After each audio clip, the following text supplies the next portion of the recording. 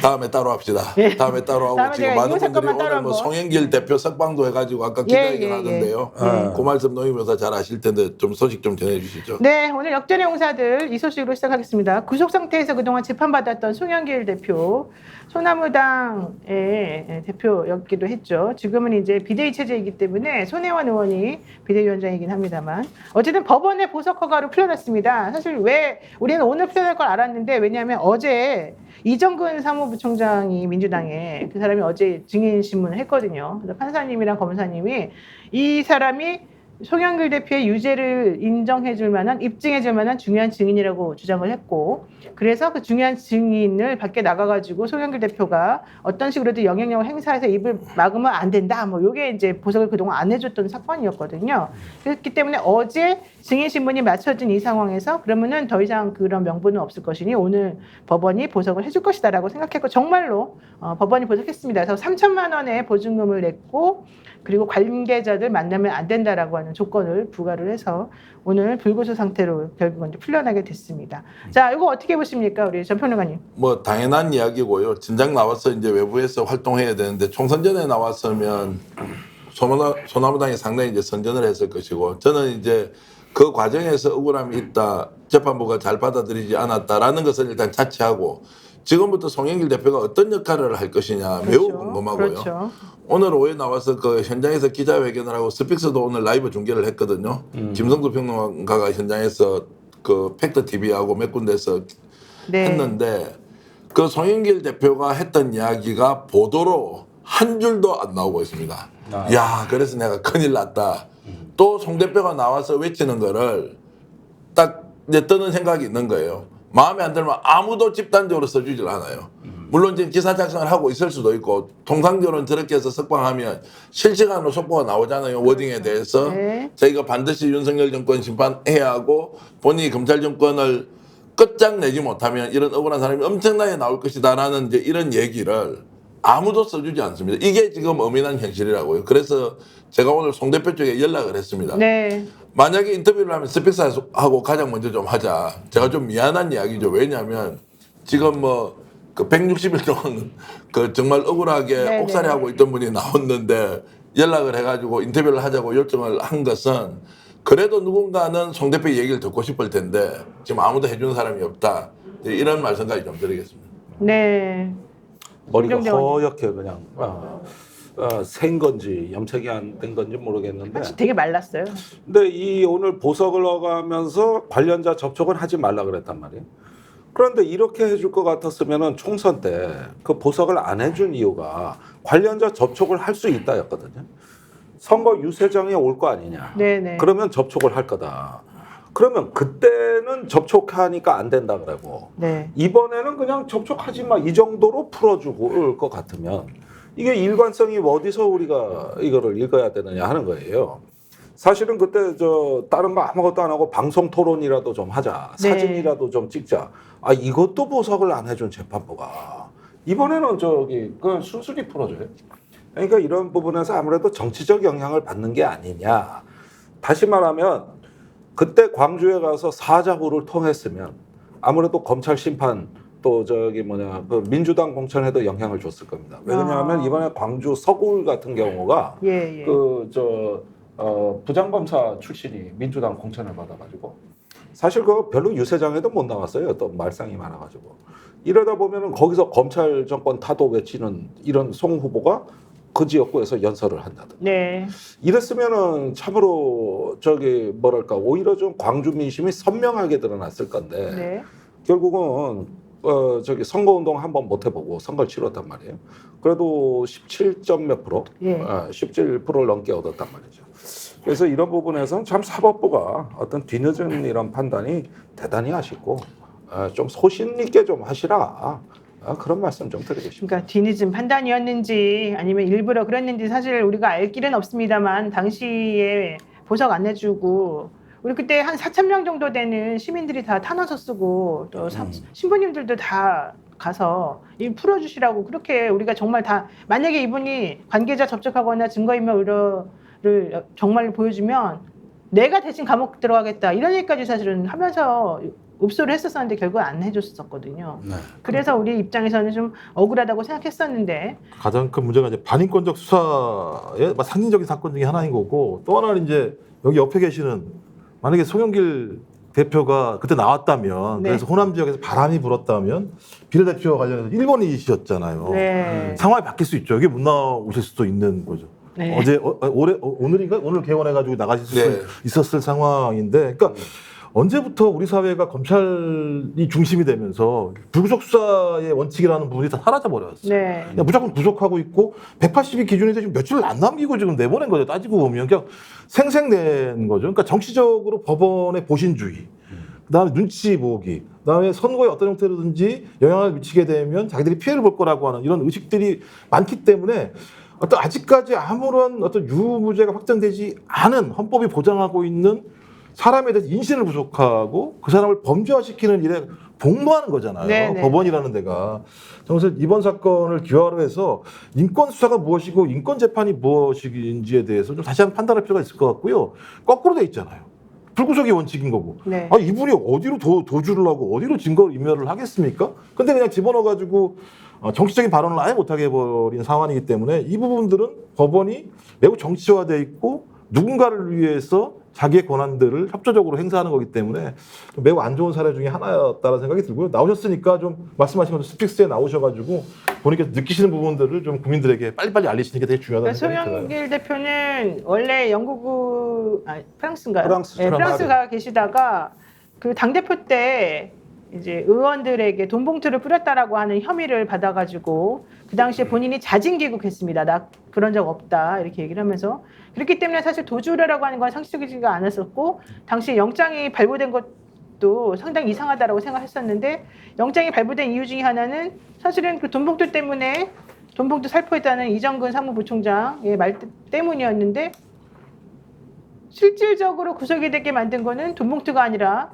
그 다른 후원 조직이었던 먹사연이라고 하는 곳에 정치 자금을 다른 사람들이 기부를 했고 그 정치 자금이 아마도 송영길 대표에게 들어갔을 것이다. 이제 요것 때문에 사실 특히 먹사의 문제는요. 네.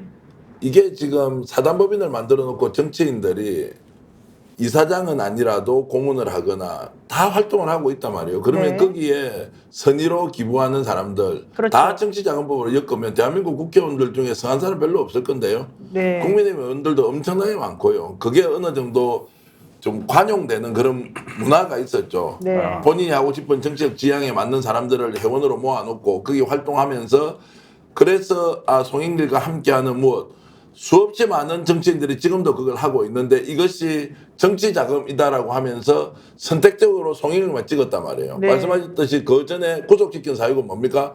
돈봉투 돌렸다는 사실을 송영길이 공모했다. 뭐 이걸로 이제 막 알았다. 소문을 내놓고 네. 알았다.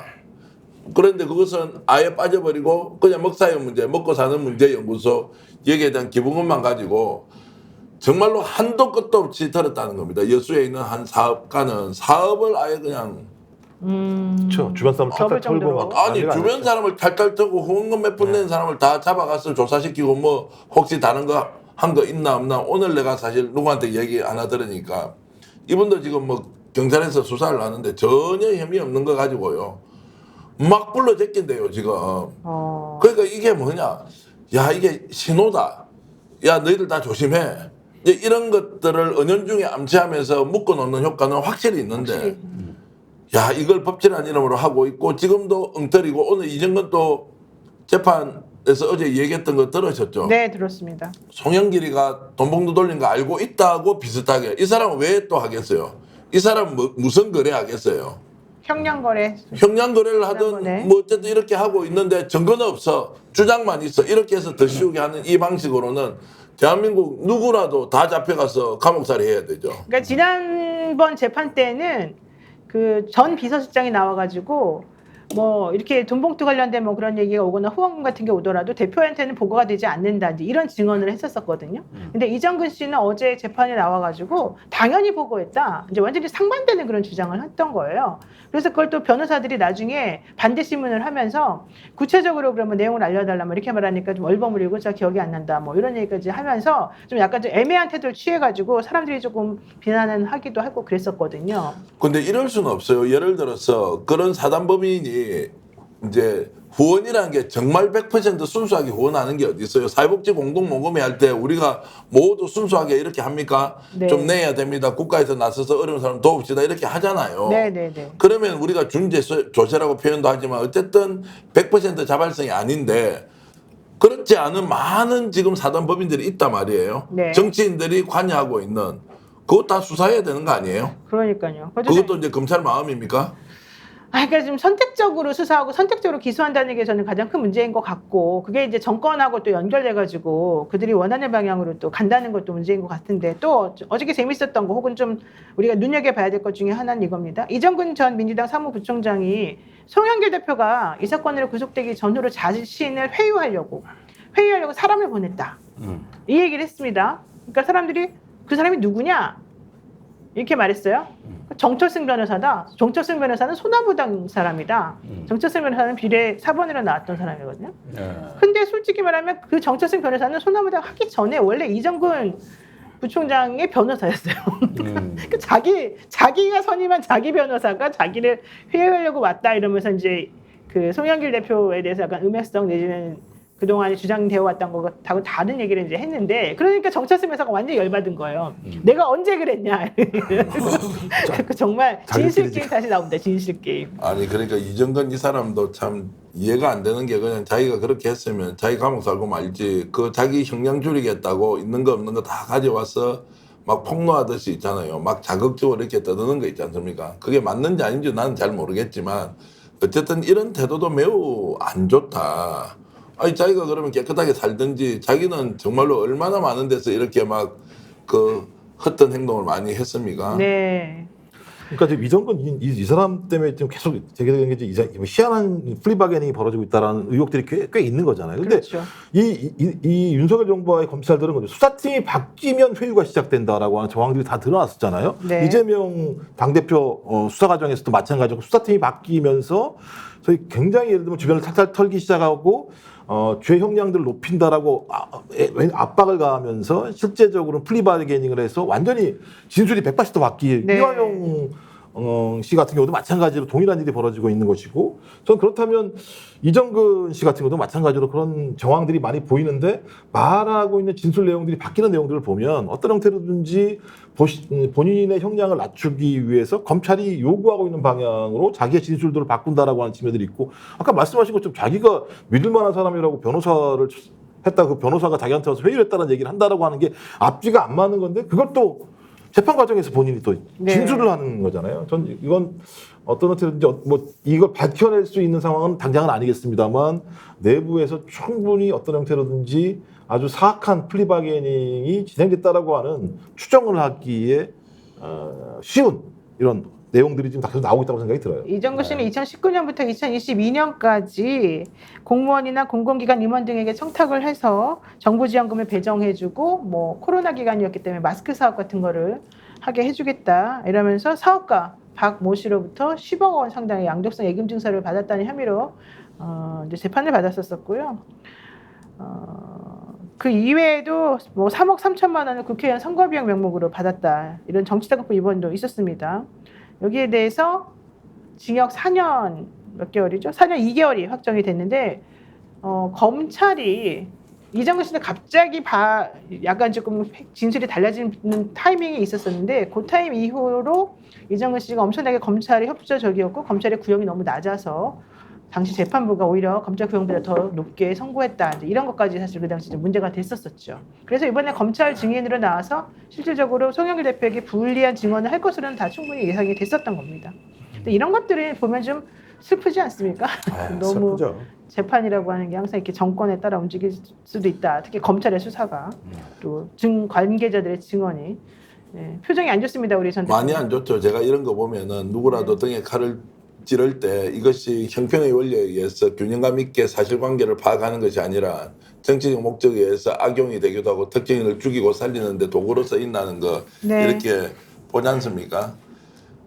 정말로 우리가 전지전능하자면 더 잘못했고 덜 잘못했고 구분하면 좋겠지만 이게 인간 능력으로 한계가 있는 거 아니에요. 그럼 법원에서 이런 것들을 판단해주고 분별해야 하는데 딱 그런 거 없이 필요에 따라서 이렇게 재단질하고 이런 사람들이 허위 진술에 준하는 뭔가 이야기를 하는 것이 막 대서특필되고 한 사람은 인격적으로 말살이 돼버리고 이런 걸 반복적으로 보지 않습니까? 네. 정말로 심각하다고 생각합니다. 이제 어쨌든 중요한 건 이제 앞으로 송 대표가 이제 부석이 되어서 인신이 조금 자유로워졌지 않습니까? 앞으로 이 지금 대통령에 대한 탄핵 얘기도 사실은 그 구치소에 있을 때 계속 얘기를 했어요. 송영길 대표가. 어떤 행보를 보일지 이 부분도 조금 관심이 좀 있고요. 그래서 일부러 안 내보내줬다. 뭐 이런 설까지 지금 나오는 상황입니다. 지금 접촉하지 말라는 그 말은 집회장도 나가면 안 된다 이런 겁니까? 어떻게 되는 거죠? 그러니까 사건 관계자들을 접촉하지 말라는 건데 네네. 이게 보석이 취소될 수도 있습니까? 원래는 만약에 검찰이 이제 봐가지고 오늘 누구누구를 특정하게 만나더라. 그러니까 이거는 보석 조건을 어긴 것이니까 이거는 취소해야 된다라고 법원에다가 신청을 해서 법원이 그 또 이게 취소해야 되는지 말아야 되는지 판단을 내려요. 근데 검찰이 마음이에요, 그것도.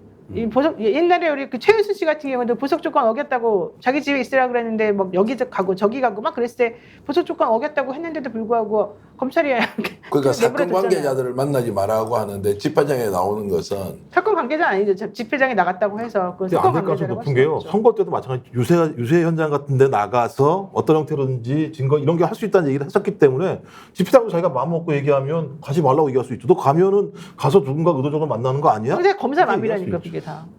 그래서 스픽스밖에 없네. 사건 관계자 아니니까. 영업을 그래서 제가 이제 이 말씀 드리는 게 뭐 영업 아니고요. 제가 이제 어디 말씀하실 데가 없을 것 같아서 스픽스 한번 네, 놓치면 네. 좋겠다고 했는데 제가 우려하는 건 이거예요. 송영길 대표 이렇게 나오면 과연 민주당에서 송영길 대표를 정말 악수하면서 환영해 줄 거냐, 조국 혁신당에서 악수하면서 환영해 줄 것이냐, 아닌 것으로 보여서 22대 국회 쪽에서는 송영길 대표하고 거리두기를 할 텐데 할지 말지에 대한 판단 이전에 저는 소나무당을 복원시키고 본인이 원래 내세웠던 거 있지 않습니까? 독자 노선으로 가는 것이 매우 중요한 시기인데 이 상황에서 누군가 손을 잡고 연대해서 무엇을 한다는 방식은 저는 송 대표한테 별로 안 좋을 것 같아요. 22대 국회에서 의도적으로 범야권이 송 대표는 형식적으로 만나지 실질적으로 연대하고 싶다 이런 마음을 안 가질 가능성이 높다. 네네. 그래서 송 대표의 전략 전술이 매우 중요하다는 생각이 듭니다. 사실 아니 근데요 민주당이나 조국혁신당이나 동일한 잣대를 대야죠. 검찰 자체가 정치적인 의도를 가지고 수사한다라고 자기들이 주장을 하고 있고 그런 근거 때문에 검찰의 개혁이 필요하다고 얘기하는 사람들이 왜 이 사건만은 별다른 것으로 본다라고 얘기하면 그 기준이 뭔가라고 하는 논거를 제시해야 되거든요. 그 논거도 제시하지 않으면서 나왔는데 뭔가 좀 우려가 되니까 안 만한다고 얘기하면 본인이 얘기하는 검찰 개혁이라고 하는 것이 검찰이라는 구조를 개혁하려고 하는 것이 아니라 어떤 하나의 사람들을 지키려고 한다라고 오해될 수 있기 때문에 저는 그런 식의 접근을 한다면 매우 퇴색되는 거죠. 검찰 개혁이라고 하는 얘기 자체가. 제가 네. 좀 오버해서 말씀드리면 지금 민주당이 진짜 검찰 개혁이 필요하다는 것 일치돼 있는데 그 진짜 필요하다는 것의 내용이 다 똑같느냐는 거예요. 저는 이번에 국회의장 경선 과정이나 네. 엊그제 지금 특검법 통과와 관련된 재의결 사태에 대해서 민주당 의원들이 네. 내용적으로 일치된 건 하나 없을 수 있다.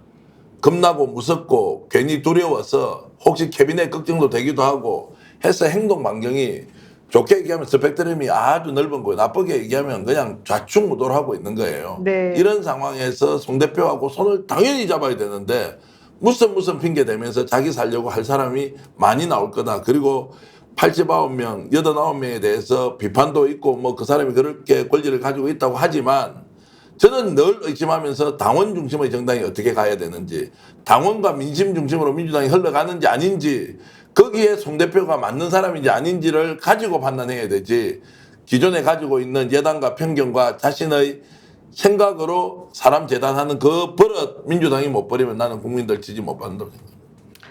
일단 뭐 송영길 대표 그때 제가 소나무당 그때 총선 나갔었으니까 보니까 송영길 대표 스스로도 내가 혹시라도 이분들에게 나쁜 영향 미치거나 폐를 끼치면 안 된다는 생각 때문에 안 만나려고 그러더라고요. 그 주변에 혹시라도 민주당 국회의원들한테 또 폐가 될까 봐. 그런 걸 보면서 마음이 되게 짠하고 좀 안 좋았었는데 이제 나오셨으니까 이제부터는 또 어떻게 좀 달라질지는 좀 봐야 될 것 같습니다. 스픽스는 말하는 언론입니다. 대세는 유튜브, 그중에서 스픽스. 좋아요, 댓글, 구독, 알림 설정. 여러분이 저희를 사랑해 주시고 우리가 여러분을 사랑하는 4가지 방법입니다.